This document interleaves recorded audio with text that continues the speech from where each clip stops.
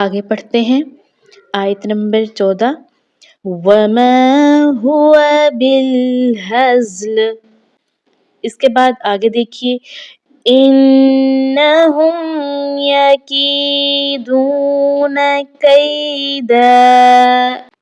اب نیچے آ جائیے آیت نمبر 17 کو آپ دیکھ لیجئے. یہاں پر ہا ہے، ہا کے نیچے زیر کی حرکت ہے.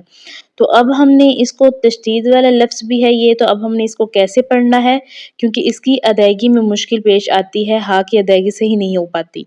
اس لفظ کو پڑھنا سیکھتے ہیں. فَمَهِّلِ الْكَافِرِينَ. مہ یہ ہم نے وائس جو ہے نا رکھنی ہے. اس کے بعد ہا کو اس کے اپنے ذاتی حرکت کے ساتھ بھی پڑھا جائے گا. فَمَهِّلِ الْكَافِرِينَ. ٹھیک ہو گیا. ہم نے لام کو لام کے ساتھ ملانا ہے، بیچ میں آنے والا الف نہیں پڑھا جائے گا. فَمَهِّلِ الْكَافِرِينَ أَمْهِلْهُمْ